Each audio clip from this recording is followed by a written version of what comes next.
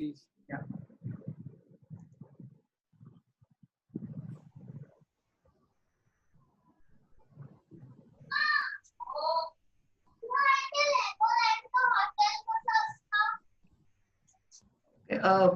A very good evening to all of you, and it's a pleasure, to be on this platform, having, a very well-read person, Dr. Somil Kothari, who is going to talk on FECO dynamics and recent advances. So, just a brief, introduction of Dr. Somil Kothari. As Dr. Sumit has rightly said, that he is the director of Bombay City Institute, assistant editor of Cataract Section IGO. He has been giving lectures at several CMEs and conferences, a wonderful surgeon, trustee of Vision Foundation of India, an NGO, and of course an avid quizzer. Above all that, he is an excellent teacher and a wonderful human being. So I welcome Dr. Somil on this platform.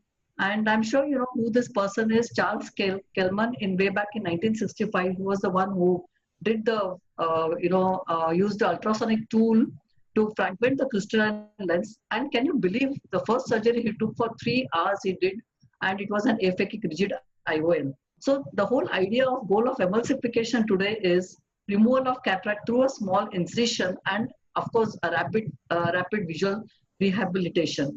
Now fundamental principles are of course emulsifying the cataract, irrigation, aspiration. So it all boils down to inflow rates, outflow rates, vacuum, phaco power modulation.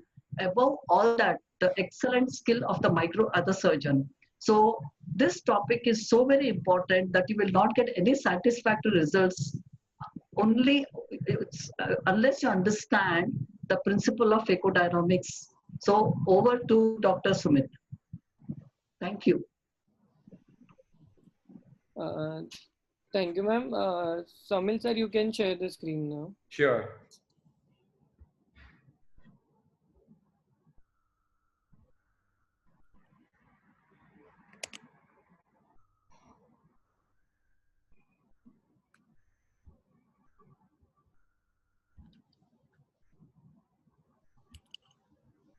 Right.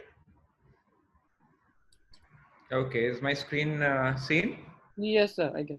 Excellent. All right. So thank you very much to Usha madam, first of all, and of course, Swapnesh and all the people at BOA for giving me the opportunity to speak about this very, very important topic of phaco-dynamics. I remember when I was sitting for my first lecture of phaco-dynamics, I was learning as a student before I started my phaco. And before that lecture and after that lecture was a huge change in my understanding of the subject. So let's start with phaco-dynamics. Of course, before that, I would like to just acknowledge that my teacher, my mentor, my guru, who taught me everything about phaco is my father, Dr. Kulin Kothari. Right. Now, here you see a surgery, and what you might notice is that although the pieces are being emulsified and aspirated by the phaco probe, you can see a lot of fluctuations of the anterior chamber. I'll play that again. So you can see the iris fluttering. So this is not a very good sign when you're doing phacoemulsification. This may lead to a collapse of the anterior chamber. This may lead to a surge. This may lead to PC rent. We'll talk about all these events. Let's go through the basics of phacoemulsification. Now, of course, as Madam had said, phacoemulsification was first invented by Dr. Charles Kelman of US. And here you can see him trying to perform the very first experiments of phacoemulsification. You can see the room is full of equipments. Out here, he is here with his own built phaco machine called the Cavitron. Now, Cavitron was the machine which was the first phaco machine which was built and marketed, and the company was soon sold off to through mergers and acquisitions to some other company, and eventually, as we know it today, Alcon bought over the parent company. Of course, there are no financial interest in anything, in any slide, what I'm saying. So nowadays, of course, the machines have greatly improved, and but basically all parts of the phaco machine are similar. The basic parts are the same. What you have inside the body is an internal pump. There is a phaco handpiece attached to the body and also a foot switch. So let's talk about each one. Talking about the pumps of the phaco machine, there are 4 basic types of pumps. One is the peristaltic, the venturi, the diaphragmatic, and the rotary vane. Out of which the two most commonly used ones are the peristaltic and the venturi pumps. Now the peristaltic pump is basically like how it derives its name from our gut peristalsis. That is, there's a roller blade which moves and it pinches the tubing and it creates a vacuum force within the tubing. And this is, I'll be showing you a video later on about how it works. As opposed to that, the venturi actually has a flow of compressed air, and there's a differential in the pressure, high pressure to low pressure, and that leads to a vacuum which is created. The others being the diaphragmatic and the rotary vane, which I will not go into much detail about. The basic difference between peristaltic and venturi pump should be understood. Peristaltic is a flow, is that in the peristaltic pump, the flow and vacuum can be set independently of each other. Whereas in the venturi, the flow depends on the vacuum and it cannot be set independently. And in the peristaltic, it takes more time for the vacuum to reach the preset level. That is, it's slower. Whereas in the venturi pump, the vacuum reaches the preset level very fast. So to the beginning surgeon, the peristaltic pumps are slower and therefore better. Let's talk about the next one, that is the handpiece. The phaco handpiece or the phaco probe consists of mainly 3 parts. One is the inflow or irrigation line. Second is the outflow or aspiration line. And third is the actual body, handpiece body, which contains the piezoelectric crystal. And that is what leads to the ultrasound power. It is also made up of various types of tips can be attached, and these tips are basically of different angulations. Now, as I was saying, the blue is the irrigation line, the orange is the aspiration line, and there's a power cord leading to the ultrasonic power. The tips again are of various types and they can be classified into various ways. One of which is about the angulation. There is a 0 degrees bevel, there's a 15 degrees bevel, 30, 45, 60. Now we must understand what is the difference between a 0 degree bevel and a 60 degree bevel. The sharper the angulation, that is a 60, the 45, they tend to cut through the phaco, the nucleus of the cataract more easily. So they are very easy to cut through. But then because the cross-sectional area is larger, it is very difficult to occlude the tip completely. Whereas in a 0 degrees or a 15 degrees tip, because the cross-sectional area is smaller, the piece easily occludes the tip. So usually there is a compromise between the angulation and the cross-sectional area. So we generally, surgeons choose roughly the 30 degree tip is a good tip to handle. Of course, the tips need not be straight always, they can be bent, and they are the Kelman type, and there are various other types. Again, that is not very, very important from the understanding of basic, as far as the understanding of basic phaco-dynamics goes. Talking about the third component of the phaco machine, the foot switch. Now, what I want you to understand out here is that the foot switch has foot positions. They are foot position 1, 2, and 3. And that's what we call it as detent. That is a foot position of the foot pedal in relation to the maximum possible arc available for excursion. So when you're in foot position 1, only irrigation is on, only the inflow channel is on. When you're in foot position 2, there is irrigation, of course, as well as the aspiration line comes into play. And when you're in position 3, in addition to the irrigation and aspiration, there is the starting of the ultrasound power.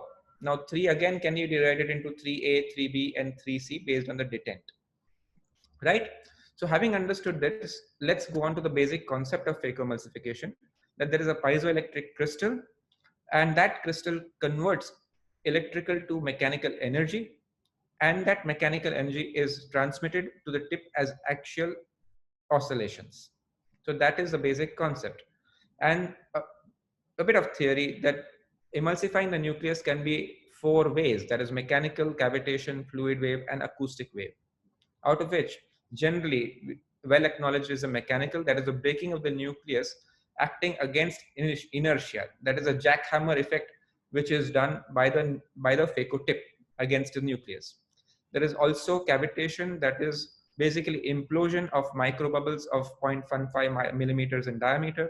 It implodes and it creates a bang. Also, there is a fluid wave and acoustic wave, which are sort of theories in how the phacoemulsification takes place. So the phacoprobe can be thought about as a combination of 3 elements. One is a garden hose, that is irrigation, a vacuum cleaner, that is aspiration, and a jackhammer, the ultrasound, right? Just take a look at this video.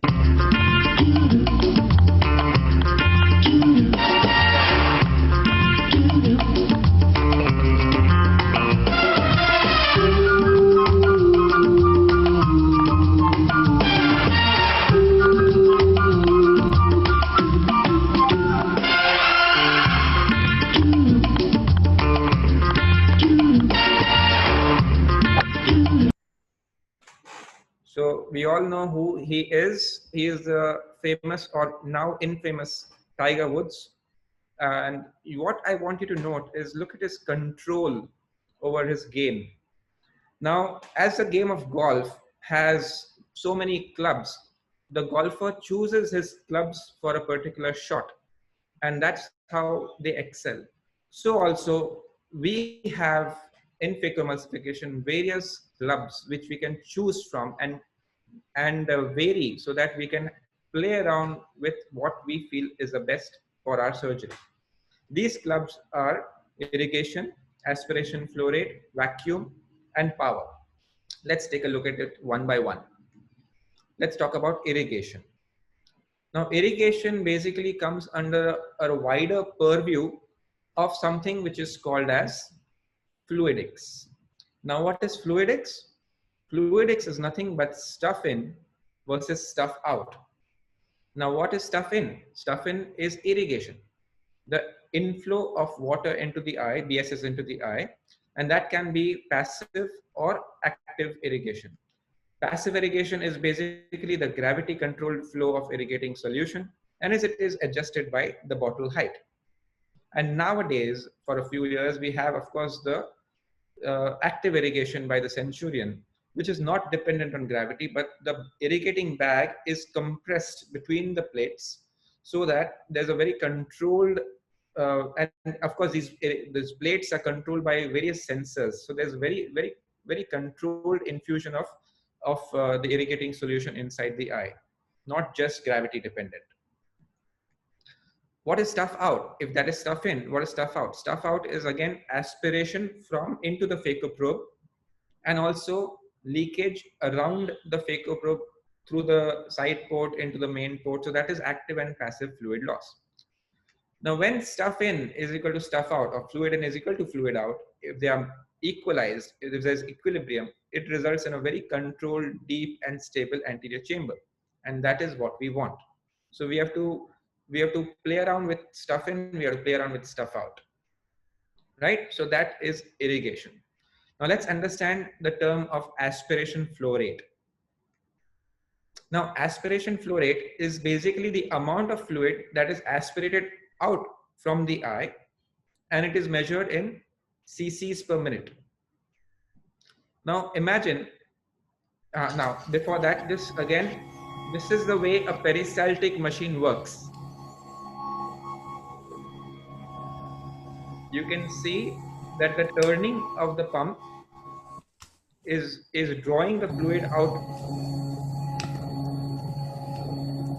into the tubings. Now, when we go from foot position 1 to 2, this machine, basically this pump, is what rotates faster and faster, and that draws the fluid out from the eye into the aspiration line, right? And the faster the pump moves, the faster the fluid is drawn out. That is basically how pieces are attracted towards the tip. And that aspiration flow rate, the function of that is called as attractability, or what in basically in what is known as followability. And that is a measure of how fast or how slow that the pieces are attracted towards the tip. That is attraction. For all you guys out there, of course, you imagine that you have a beautiful girl out there and you want to attract. So how do you attract the girl more? You increase your aspiration flow rate. That's how you attract the things towards the tip. Now the thing is, with a high aspiration flow rate, things come very fast toward the tip. And with a low aspiration flow rate, things move very, very slowly, relatively, of course, right? So again, for beginning surgeons, you need to start with a lower AFR. Don't just go on to a very high AFR right in the beginning. Now let's understand vacuum. Now you have the pieces which are already attracted to the tip, right? And now what you have to do is now you have to hold it to the tip. So vacuum is nothing but negative pressure which is there inside the tubings. It is measured in millimeters of mercury, and that is the function of holdability, right? Now vacuum, you have to understand in peristaltic machines, I'm talking about the concept of occlusion.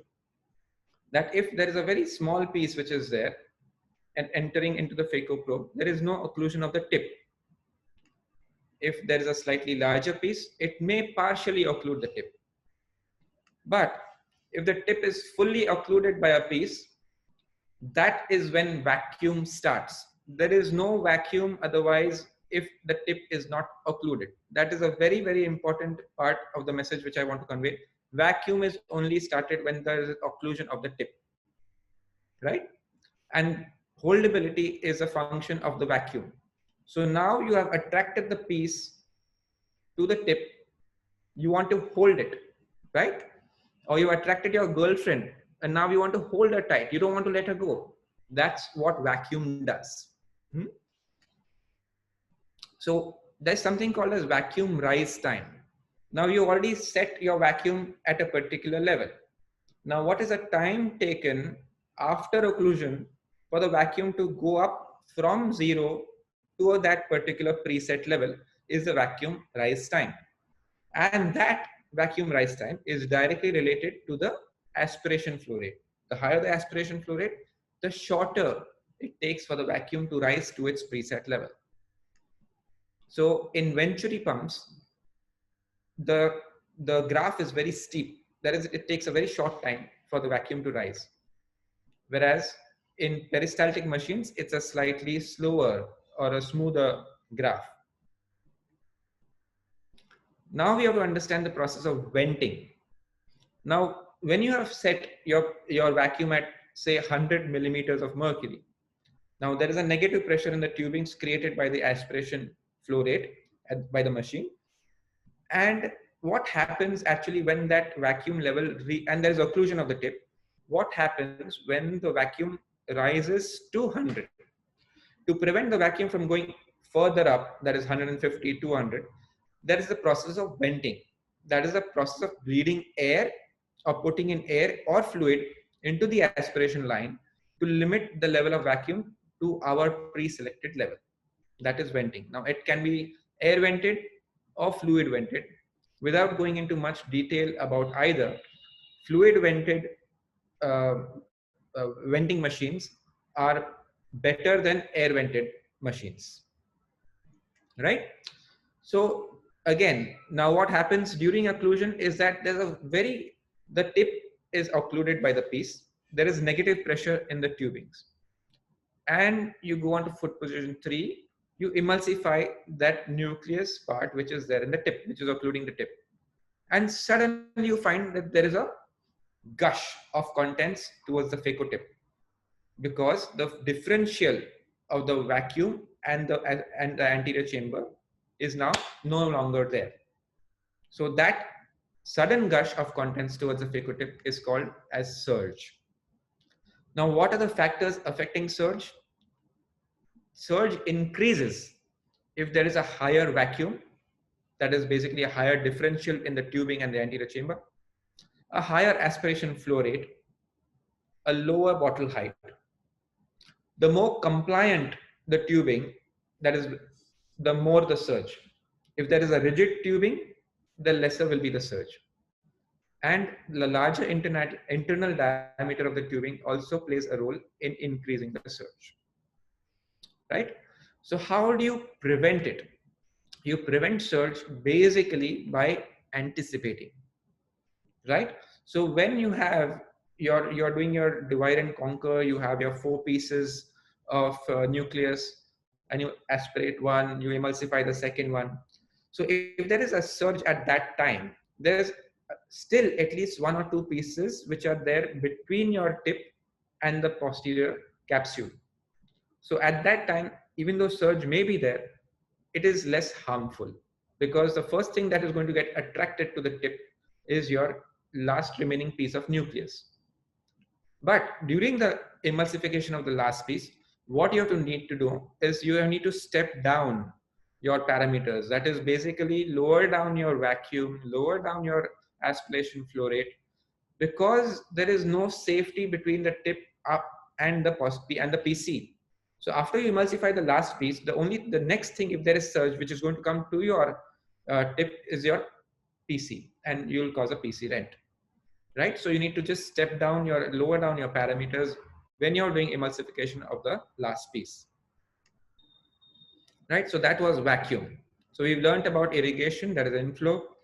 We're talking about aspiration flow rate, which is the outflow, and it's a measure of attractability or followability. Vacuum, which functions as a holding power. It's a function of holdability. Now let's talk about ultrasound power.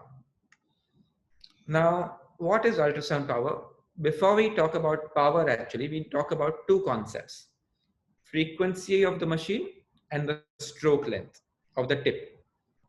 Now, what is the frequency of the machine? Is basically the number of oscillations of the tip per second.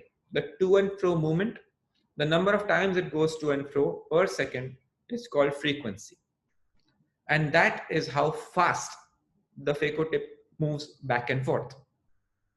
That is a constant. You have to remember this. This is the only thing which is constant in the machine. You cannot change the frequency of the machine. You can change ultrasound, sorry, you can change aspiration flow rate, vacuum, power. You cannot change the frequency. Now that is constant, and that is usually between 27 to 60 kilohertz. That is 27,000 times the tip to 60,000 times per second, the tip oscillates to and fro. What is a normal hearing capability of human beings? It's anything between 20 to 20,000 hertz. And because the oscillation of the tip is higher than what we can hear, that is why the term is ultrasonic or ultrasound. That's how the ultrasound came into play, right? Let's talk about stroke length. Stroke length is the excursion, that is the distance traveled by the tip in the axial direction. And that is basically how far the phaco tip moves back and forth. It is expressed, the distance is expressed in mils. 1 mil is 1/1000th of an inch. And usually the stroke length of most phaco machines or phaco probes is between 1.5 to 6 mils. Now let's understand this concept, that if the phaco probe moves this much distance, say for example 2 mils, and then we change some parameter that it moves 4 mils. And say, for example, the 4 mils of excursion that it happens is the maximum possible excursion of the phaco tip. Now, power is defined as a percentage of maximum stroke length that is there. So if there is 4 mils excursion, by in this situation, it is 100% power settings. And by that example, if the phaco tip moves 2 mils back and forth, it amounts to 50% power. Now, when we say that we have 75% power, 80% power setting, that is what we mean, that 80% of the maximum stroke length is reached, right? Now, let's talk about practical situations for our basic phaco procedure. Now, we have to win this game of phaco emulsification. And what is win? Win is nothing but what is important now. So let's take a look at all the basic steps. There's basically sculpting, there's quadrant manipulation, and there's epinucleus aspiration. Now sculpting. Now we want to go ahead, now let's say we want to go ahead and do a very good 4-quadrant technique of phacoemulsification. Now we have to remember how to win in this step. Win is what is important now. Now you have to ask ourselves, if there is a nucleus grade 2 or grade 3, what is important? Is ultrasound power important? Yes, it is important because you have to emulsify, start emulsifying the nucleus. That ultrasound power should vary about should vary according to the grade of the nucleus which we are handling. Say, for example, if there's a very soft nucleus, you can set your ultrasound power to say 40%, 50%. If there's a harder nucleus, grade 3, then you can set it to 70, 80%. And really in the very harder cataracts, we set it to 100%. So that is about ultrasound power.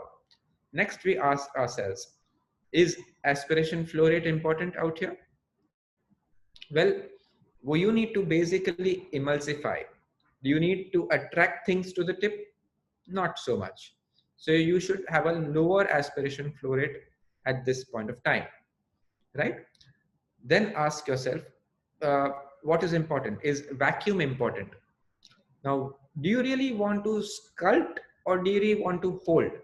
We don't want to hold at this point of time. We just need the cutting ability of the tip. So again, the vacuum level should be lower. So typically, say for example, in a 4-quadrant, the vacuum levels which are there should be around 100 to 120, maybe even lower than that, 90 millimeters of mercury. And the aspiration flow rate would be around 15, 16, 18 cc's per minute. So these are the typical settings as far as your sculpting is concerned. Next, we go on to the next step. After you made a beautiful 4-quadrant, you have cracked the nucleus into 4 pieces. Then out here, you are supposed to hold and aspirate the piece and emulsify it. Now ask yourself again, what is important now? Is ultrasound power important? Well, yes, because you still have to emulsify the piece. So again, your ultrasound power will not change too much between phaco 1 and phaco 2. Now, what is important now? Is aspiration flow rate important? Well, the pieces are lying in the bag. You need to go into the anterior chamber and you need to attract the pieces to come to the tip. So yes, your aspiration flow rate is important at this stage and it should increase. You've set your aspiration flow rate at around 15, 16 cc's per minute. Now in phaco 2, it can increase to say 20, 25, 30 cc's per minute. Is vacuum important now? Absolutely, because once you have attracted the piece to the tip, you need to hold it as well. So what you have set in phaco 1 at around 100 millimeters of mercury, you can now increase it to 200, 250 millimeters of mercury so that it is held well in once you have held it well. And then once you hold in, when you burrow your tip into the piece, then that's the time when the occlusion sounds come, that ting, ting, ting, ting, and then you can emulsify it with your ultrasound power, right? Now, of course, when your last piece is getting aspirated, you again lower down, step down technique. Uh, you lower your parameters, that is, you lower the aspiration flow rate and you lower the vacuum settings. So vacuum settings again will be, say, for example, from 200, it will come down to 150 or 120. From 30 cc's per minute, it will come down to 25 or 20 cc's per minute during your last piece. Once that is done, you are left with an epinucleus bowl. Now ask yourself, what is important now? Is ultrasound power important? Well, you emulsified the nucleus anyway. So during your epinucleus, your ultrasound power is not very important. So hence you lower down your power, say for example, from 60, you lower it down to 20, 25, like that, during your epinucleus mode. Is aspiration flow rate important? Well, yes, it is important. So you can play around between 25 and 30 cc's per minute. You don't want it too high because the only thing remaining is the PC then. And is vacuum important? Yes, definitely vacuum is important, but you have to remember that you're not going to get that much of a hold as you got in phaco 2. So during phaco 3, that is epinucleus removal, your vacuum, although you have set it at around 250, 300, it may not reach that level all the time, right? So that is how we need to think at every point of time, at every step, what is important now. And you need to play around with your settings a little bit to fine tune it and reach your optimum setting. And of course, these settings will change as you progress from a beginner surgeon to a middle to an advanced surgeon, right? So you don't really put your mind aside and just let the parameters be whatever the sister has set or whatever the previous surgeon has set. Go around, play with your phaco machine and play around with the parameters and adjust them, and see that you adjust them at every time before you start your case. Now, let's talk about energy saving phacoemulsification. Now, measuring energy and power is slightly different. Energy in phacoemulsification is measured as absolute or effective phaco time, or APT. Now, what is that? That is basically the total phaco energy delivered during our surgery. And that is equivalent time, phaco time is equivalent time at 100% power, right? That is phaco time into average power. For example, if you operate and finish your case at 10 seconds at 100% power, that is termed as 10 seconds APT. And say if you take 20 seconds for 50% at 50% power, that is also 10 seconds APT. Or if you take 40 seconds at 25% power, right, you are again 10 seconds APT, right? So that's about energy in phacoemulsification. Why to save energy in phacoemulsification? Because using unnecessary power is not good, because it causes endothelial damage, causes wound burn, causes inflammation, and it causes chattering. We'll be talking about chattering a bit later. Now, how do we reduce energy in phacoemulsification? Is by either by better techniques, better modulation of power, and better technology. Let's talk about better techniques. When we are talking about emulsifying the nucleus, we are going on pushing our foot pedal into the foot position 3 so that emulsification takes place. Power is on during that time. But you should remember that you should only do that during the forward strokes, because that's what, when you're emulsifying, you're only during the forward strokes. Once you have created the groove, you really don't need phaco power when you come back to your resting position. So it's going to be like, you're going to go and be in foot position 3. Shh, power is on. And when you come back, it should not be having any power. Then again, shh, it should not be continuously on like shh. It should not be like that, right? So that is one. Second is, you perform phacoemulsification, you perform a little bit of power to bury the tip into the nucleus. And when it is completely occluded, that's when you actually give that burst of power which is needed. Don't just go on when the tip is not occluded, just don't give unnecessary power. And also pulse the foot switch. It's like when you're driving a car, you just don't press the accelerator full on, pulse it, right? That will better deliver the power into the eye. Also, some techniques like direct chop will give lesser energy into the eye than stop and chop. Again, that will give a lesser energy than 4-quadrant. Or you can use alternatives like pre-chop, and the femtocataract these days does reduce the power by around 40 to 60%, right? So that is about lesser power delivery by better techniques. Now this whole uh, part of the presentation is about better modulation of power. Now, how do you modulate power? Basically, when you're doing ultrasound power, you're pushing against the nucleus. Your nucleus is going to go away. You're going to repel the nucleus part, which is there at the tip. Whereas your other parameters like flow rate and vacuum will attract and hold it in place. So basically, these are all opposing forces, right? And that's when the opposing forces are not optimized. That's when chattering happens. That is, the tip comes to the nucleus comes to the tip, and then again, because of power, it is repelled. Again, that it is attracted. Again, it is repelled. So that is what is called as chattering, and it's not a great thing. That is why you need to optimize these opposing forces of power on one hand and vacuum and AFR on the other, right? So how do we do that? Now we have to understand the concept of on time and off time. On time is basically the time duration for which the ultrasound power is switched on. And the off time is a time duration for which ultrasound energy is switched off. It's as simple as that.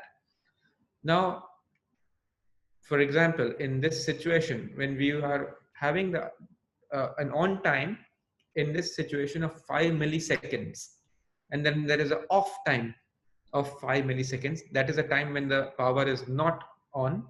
And again, there is a ultrasound power delivered of 5 milliseconds.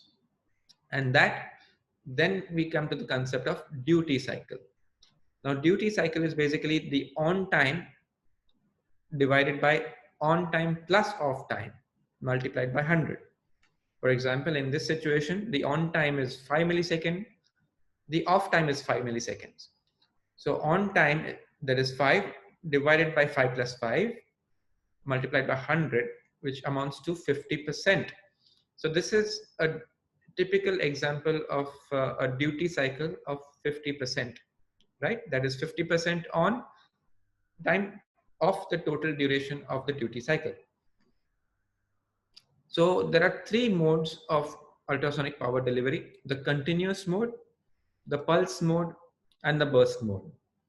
Now, what is a continuous mode? Is basically when you go on going into foot position from 3A to 3B to 3C, what happens to the power?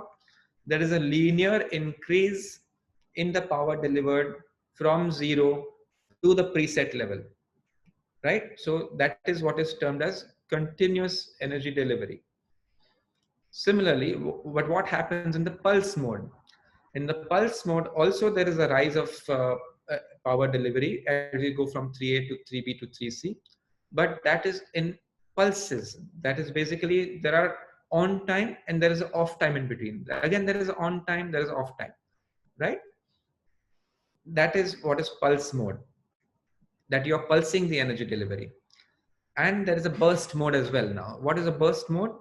Is when you go from 3A to 3B to 3C, the power delivered is absolutely 100% of your preset level.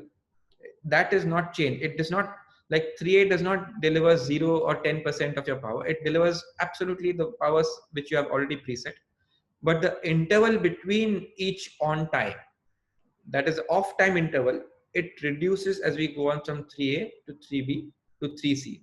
And that is called as burst interval. And this is the burst mode, that the burst interval shortens as we go from 3A to 3B to 3C.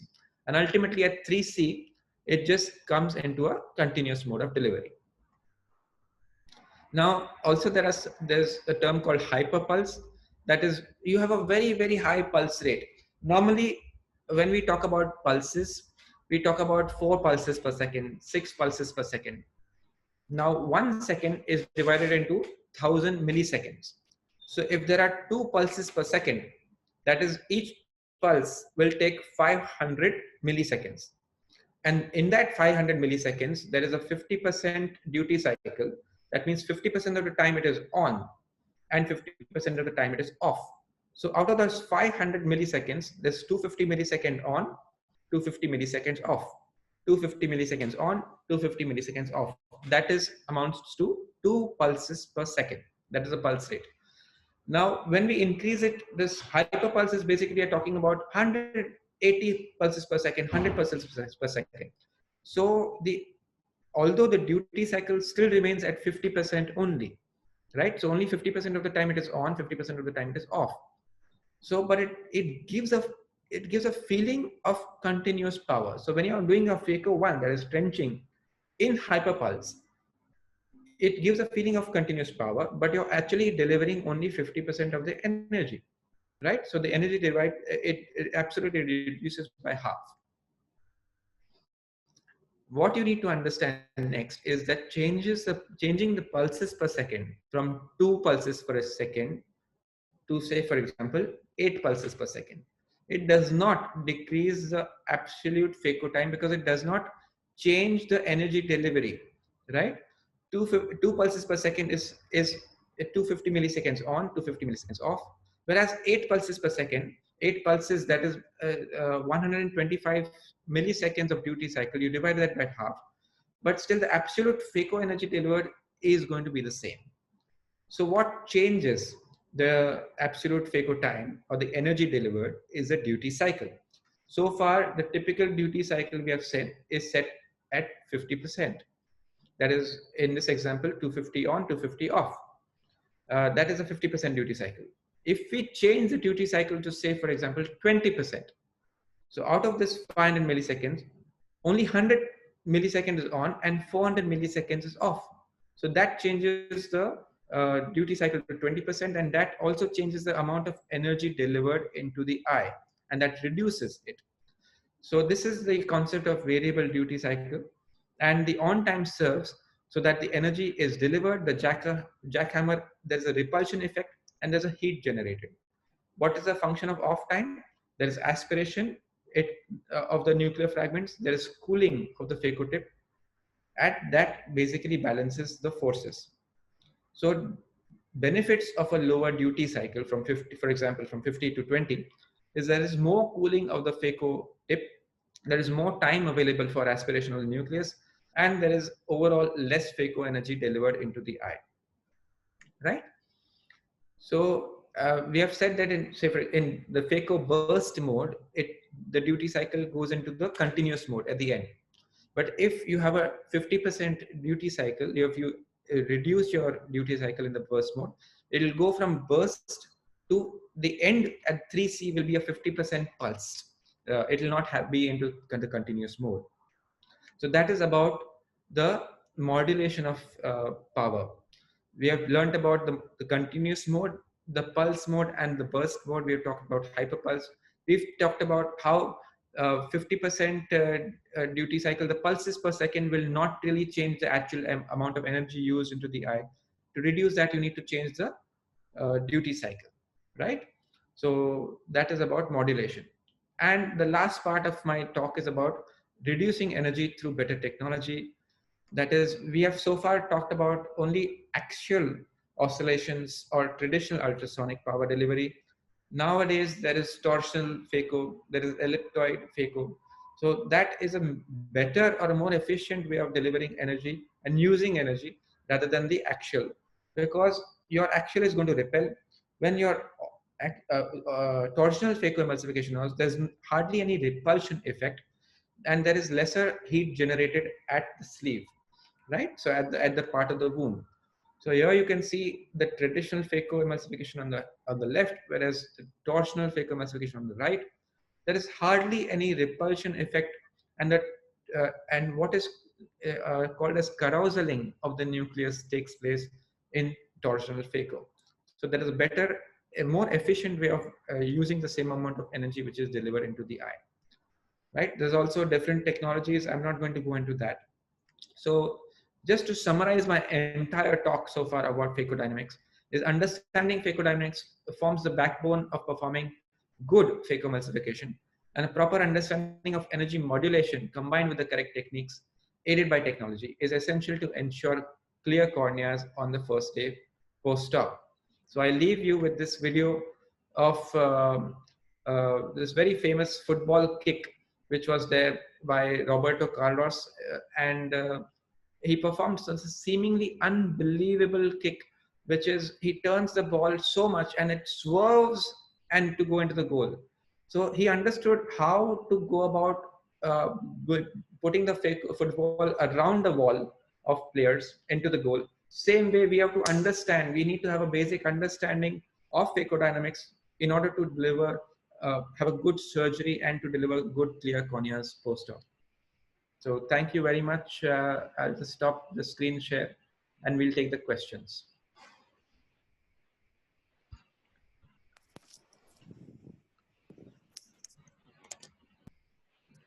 So, Somil, it was an excellent presentation. The questions are hardly few because I think the way you have explained and the way you have presented has been so fantastic that I'm surprised that there are hardly two questions. Okay, so there's one question from Dr. Anubhav. Yeah. So, surge can occur at any moment of the surgery or only during the last piece of phacoemulsification? That's what he wants to know. Excellent. So surge is basically, we have to understand that when the tip is occluded and there is a vacuum created. Now there is a pressure differential which is created in the tubing on one side of the occluded tip. On the other side, there is an anterior chamber which is having, so there is a huge pressure differential. And once the occlusion breaks, that is the phaco material is either aspirated or it goes away, there is a sudden gush into the tip. And that is called a surge. And it can happen at any point of time during the surgical procedure. But where the importance of surge comes more is during the last piece of emulsification, because there is nothing between the tip and the PC, and that's when you can create a complication of PC rent. Say, for example, if surge does happen during the first piece emulsification, then if the surge happens, the next piece will automatically come, and we are still relatively safe, right? The importance of surge comes during the last piece. That's why you need to do a step down technique. But to answer the question directly, surge can happen any point of time when the occlusion breaks. Thank you, Somil. Next question is from Dr. Logan. How phagodynamics changes after PCR? Irrigation, vacuum, or AFR or power? Excellent question. Now, say for example, in our going with the typical example, you're in the last piece of emulsification, and you emulsified the nucleus, and there is surge, and there's the PC is caught in the tip, and there's a PC rent. At this point of time, what are the parameters that should be used? Excellent, very important question. Now we have to understand, now there is a communication between the vitreous and the tip. The vitreous might be also attracted towards your phaco probe. At this point of time, do not panic. That is the first thing. And do not in panic remove the phaco probe out from the eye. In doing so, not only are you sort of pulling the vitreous strand which is already inside the tip, you're also decompressing the chamber and thus allowing more vitreous to collapse into the anterior chamber. So first thing, do not panic. Keep your phaco probe inside the eye and be in foot position 1. That is, only irrigation is going on. There is no aspiration or at all, and there is no ultrasonic power delivery. When you do that, then you disengage any vitreous from the tip with the use of visco cannula through the side port while the tip is already inside the eye. And once you have the layer of visco separating the vitreous from the tip, that's when you actually remove the phaco probe from the eye, right? So important message is be in foot position 1. It doesn't matter what your parameters were, be in foot position 1. Now, say for example, another situation for slightly more advanced surgeons, when you have a PC rent and you have already you have some nucleus material also there inside, then what you need to do after you have done the initial steps of being in foot position 1, being inside the chamber, putting viscoemulsification, you need to put dispersive viscoemulsification, dispersive OVD, so that you can compartmentalize and block the PC rent, right? So your nucleus does not fall back into the posterior chamber or into the vitreous compartment, posterior compartment. After doing that, once you reevaluate, first thing you do is vitrectomy. After doing vitrectomy, you clear out vitreous surrounding the nuclear material. What you can do as an advanced surgeon is lower your parameters, see that you are in control of your phacoemulsification of that nucleus which is still there in spite of the PC rent. Be very careful. Uh, See that you put in more OVD so that you see the PC rent is still plugged in, it does not fall back. But what I'm saying is, for the more advanced and experienced surgeons, I would not advise this whole thing for novices. I would rather, for starting beginning phacosurgeon, if you have a PC rent, better to just convert it into an SICS, remove the nuclear material and go and do a vitrectomy, put in the PCIOL in the sulcus. Can I add, Somin, one point? Oh yes, absolutely, Swapnesh.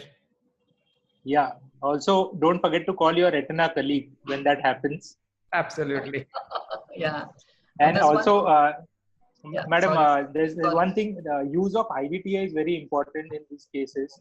Right? Obviously, we are talking to PGs and they would be just starting their phaco surgery. If this happens and if you're not confident of moving ahead, at least don't go fishing for the pieces which are in the anterior vitreous cavity. That is one thing.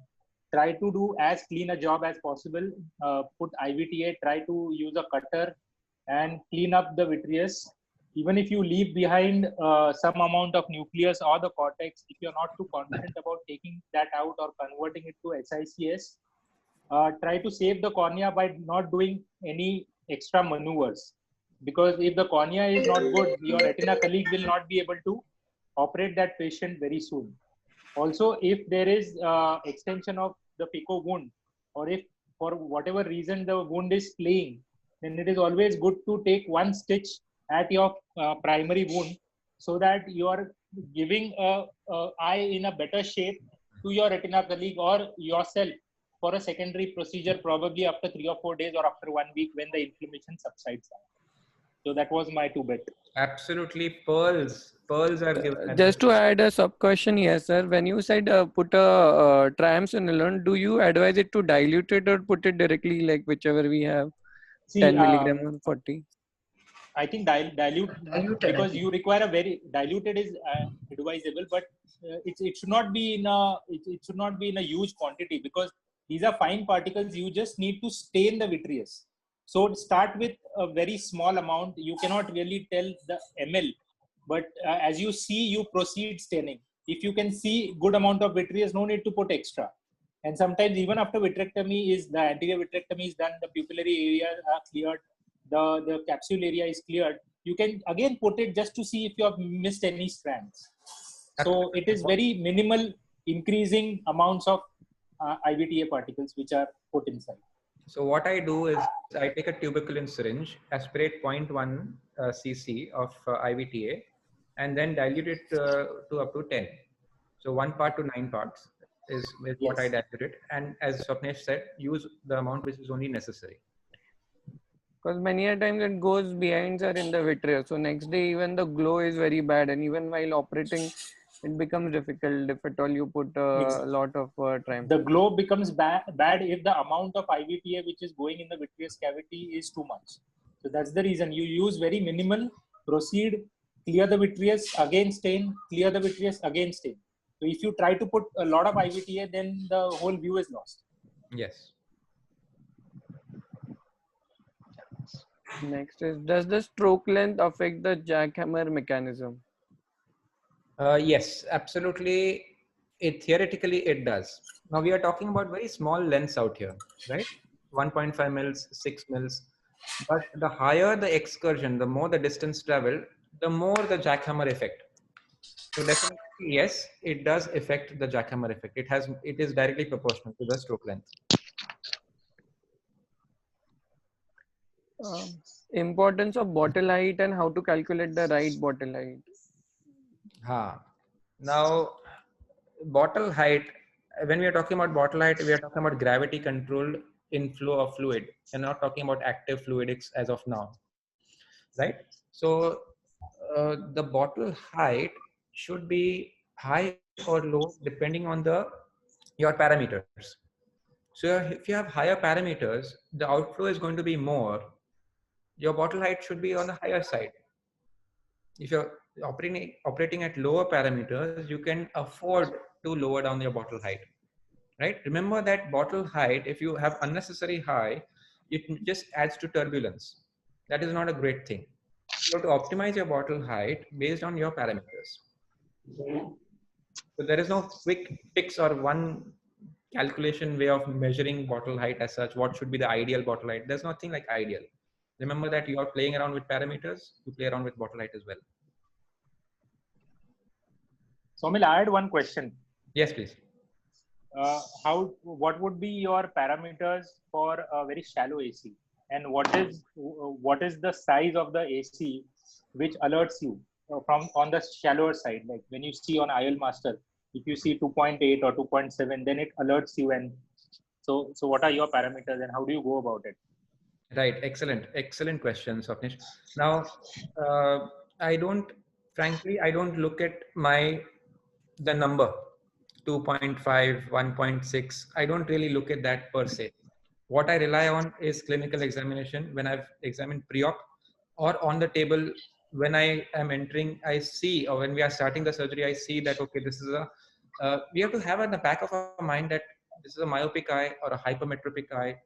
Or is it a very hard nucleus or a soft nucleus? So we have our so-called preset parameters internally. So when we are dealing with shallow anterior chamber, high hyperopic patients, say for example, I expect the chamber to be a bit shallow. Having said that, if the chamber is just too shallow and I'm not able to enter, then definitely that means that there is a problem, either in the form of phacomorphic glaucoma, post-phacomorphic glaucoma, some malignant glaucoma, something like that. There is definitely some issue about it there. But normally, when we are talking about just routine cases, we are just talking about shallower anterior chamber.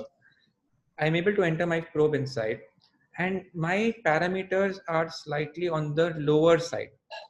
I don't want turbulence. I don't want things to happen very fast. I'm very close to the cornea. So I will try to angulate my probe away downwards and see that I perform an optimum delivery of phaco energy. That is very important. I will not spend unnecessary amount of energy right in the end. I'll bury the tip into the nucleus, and that's when I give my energy, and my angulation is anyway downwards. So that's how I safeguard the cornea. And of course, the use of OVDs is a must. My parameters, to answer your question, will be slightly on the slower or lower side. Thank you.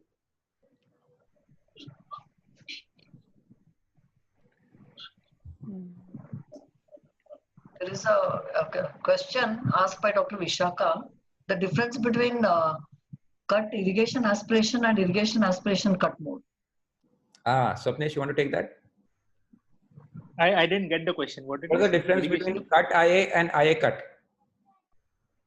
No, thank you. You can answer that. Okay. I don't think there is. All right. So when you're doing vitrectomy, right, there's a rent.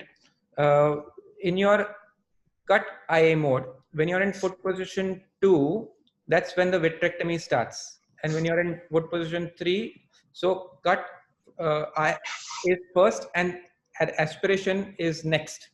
In the IA cut mode, the aspiration is first and then the vitrectomy starts.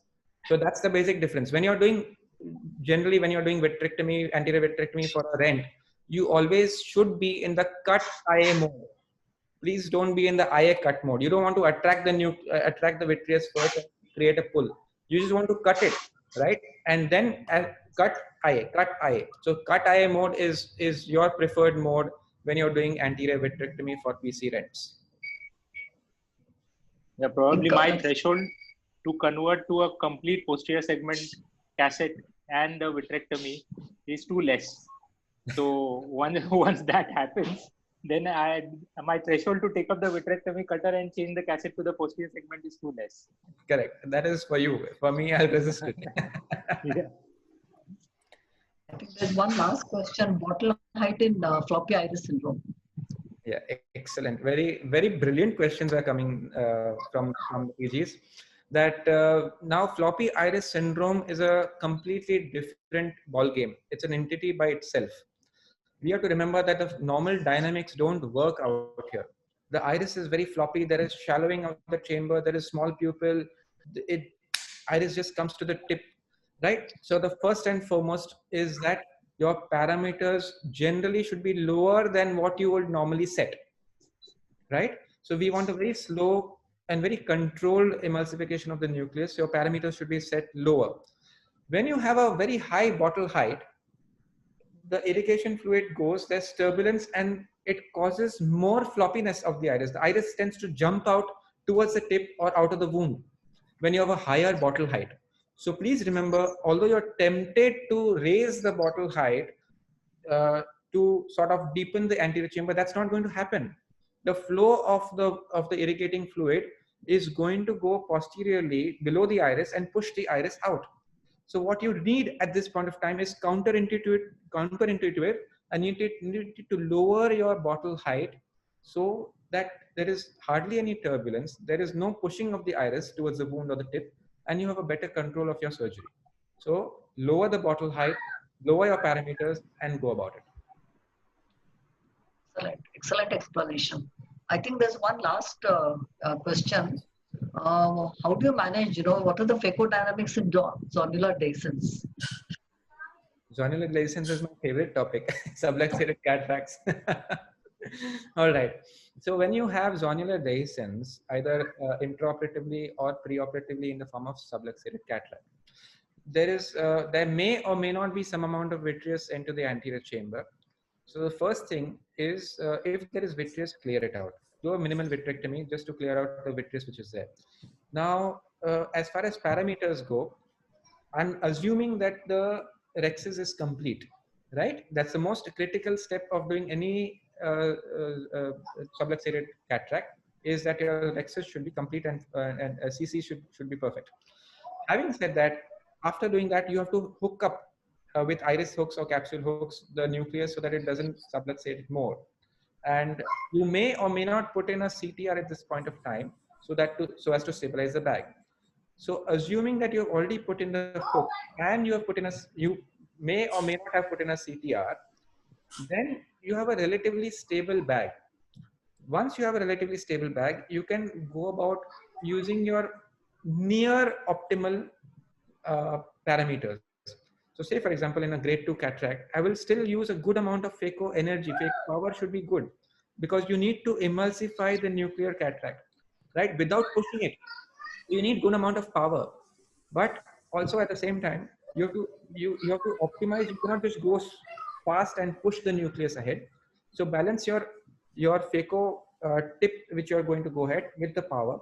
Use say, for example, when you're trenching, you don't need aspiration and vacuum any which ways.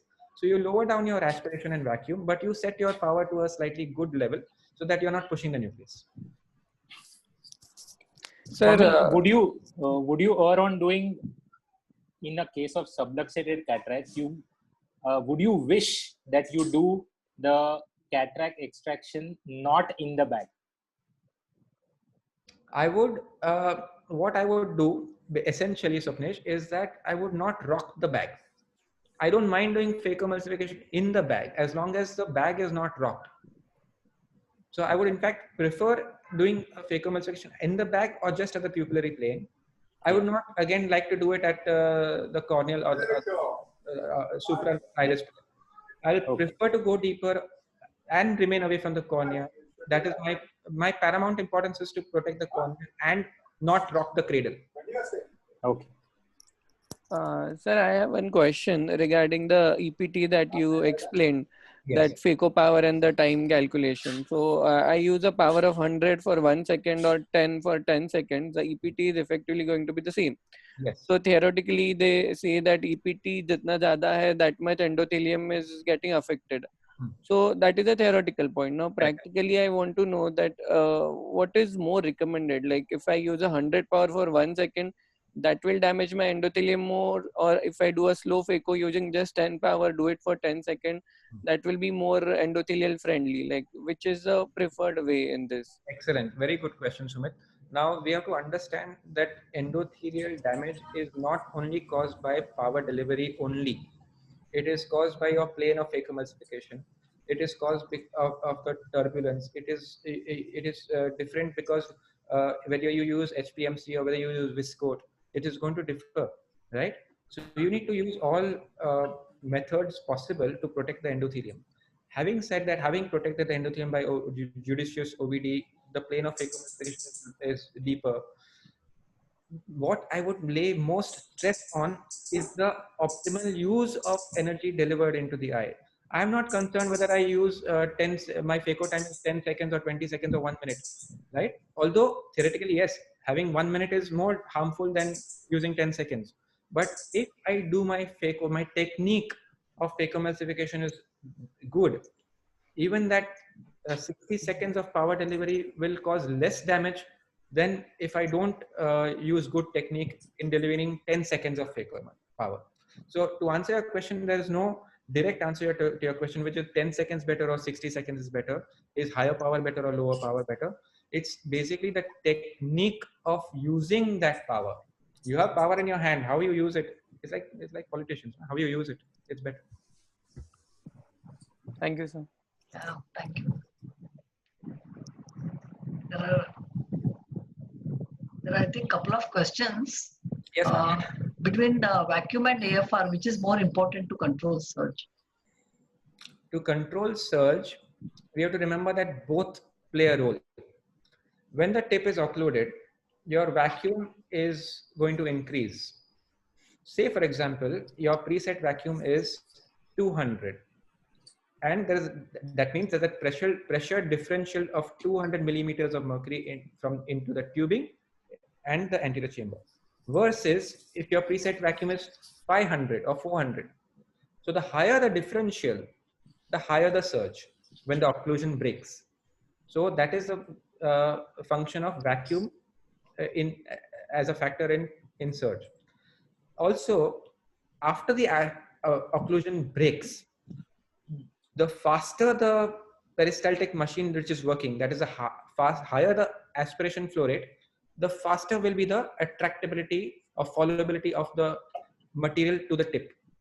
So a higher AFR also is very important in attracting things to the tip. So both vacuum and AFR are very important. There's no which is more important, which is less important. Both are important in preventing surge.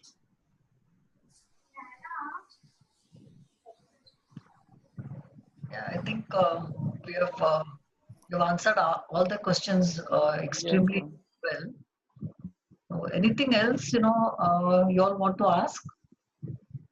Or I think we close the session. Sure, madam. Sure. Yeah, I'll just share a screen. I'll just before you do that, ma'am, I'll just like to say one thing. Yeah. That BOA is going to put this talk on YouTube, and Right. I would urge the PGs, especially those ones who are starting, to please go through this again and again, because just attending this one talk for 1 hour or 45 minutes is not enough. You need to really ingrain it. It should be ingrained in your mind, in your substance, so that you can do a good phacoemulsification tomorrow, right? So please go through it again. You can go through this, you can go through other phaco-dynamic lectures, but do go through and understand this again. You need to understand the process. That's what I am saying. Thank you very much. Thank you very much. Yeah, Thank just a last slide. So the take-home message is, to do a successful surgery, know your machine, proper patient selection. A phaco surgeon will build confidence to the beginners, because that learning is quite steep, and don't have any ego. Please convert whenever you feel that you're not comfortable, or you're not, you're creating some complication. And at the outset, I would like to thank Dr. Lahane, Dr. Ragini Madam, Dr. Pritam Sawant, Swapnesh Sawant, Dr. Sumit Lahane, and of course our brilliant speaker, Dr. Somil Kotari, for having done an excellent job. And I thank you once again for having me for as a moderator for this session. Thank you all. Thank you, ma'am. Usha madam. Thank you for Thank your you, ma'am. guidance. And Somil, excellent lecture. Sumit, thank you. Thank you, sir. Thank you for Yeah. coordinating. Sumit, thanks Swapnesh for involving me. I'm thank you. We are going to involve you more because these lectures Yes. will continue throughout the year. So Right. probably you will have one more round of either advanced phaco dynamics or something related to phaco, or we can take subluxated, which is your favorite topic. Forever at your service, at BOS Thank service. Thank you. Yeah. Usha madam, thank you so much. Thank you. Thank you all. Thank you. We have next lecture in the series on Saturday, and that will be on the newer advances in the IOL. Again, that is important topic for the PG. So we'll see you on Saturday 8 o'clock again. Thank you, Samil sir, Usha ma'am, and Swapnesh sir. With your permission, ma'am, can I end the meeting? Yes. Thank you. Yes. Yes, thank you. Thank you, Thank everyone. you. Thank you. Bye.